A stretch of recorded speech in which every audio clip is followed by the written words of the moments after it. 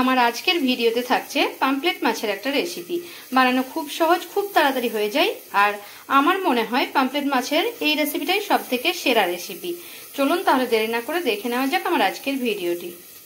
Pamphlet মাছের রেসিপিটা বানানোর জন্য এখানে আমি 8 পিস পামফ্লেট মাছ নিয়ে নিয়েছি, আর এগুলো আমি পরিষ্কার করে নিয়ে নিয়েছি। এগুলো কিন্তু গোটাই থাকবে। এবারে এগুলোকে ধুয়ে পরিষ্কার করে নিয়ে নিয়েছি।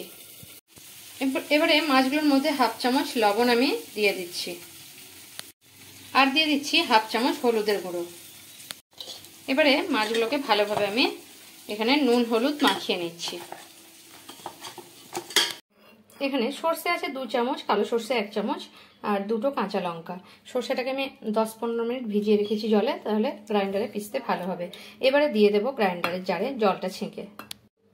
দিয়ে দিচ্ছি 2টো কাঁচা লঙ্কা ফাটিয়ে, আর সামান্য একটু নুন, যার কারণে এটা বাটার সময় তেতো লাগবে না। এবারে গ্রাইন্ডারের জারে আমি পিষে নিচ্ছি। এখানে একটা ফ্রাই প্যান বসিয়ে নিয়েছি, তার মধ্যে সর্ষের তেল দিয়ে দিচ্ছি 2 থেকে 3 চামচ। তেলটা গরম হয়ে গেছে, এখন আমি একটা একটা করে এখানে দিয়ে দিচ্ছি। মাছগুলো আমি ভেজে তুলে নিয়েছি, আর এখানে ফ্রাই প্যানটা আবারও গরম হয়ে গেছে আমার। এখানে সর্ষের তেল দিয়ে দেবো।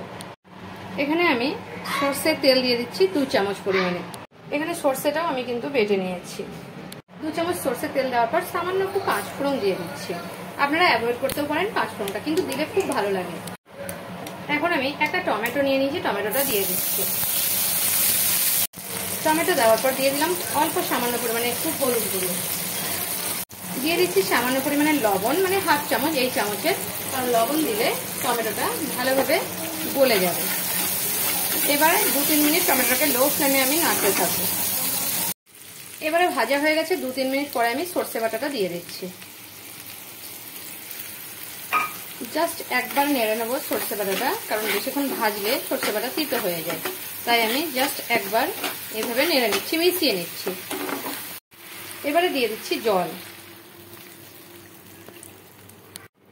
এবারে দিয়ে দিচ্ছি 3-4টে চেরা কাঁচা লঙ্কা, আরো 2টো কাঁচা লঙ্কা আমি দিয়ে দিলাম। আপনারা চাইলে কম বেশি করে নিতে পারেন। এবারে আমি লবণ দিয়েছিলাম, কিন্তু আরেকটু লবণ আমি দেখে টেস্ট করে তারপর অ্যাড করব, কারণ যদি দরকার না হয় তাহলে দেব না। এর জাস্ট ফুটতে শুরু হয়েছে, এখন আমি মাছগুলো দিয়ে দিচ্ছি এর মধ্যে।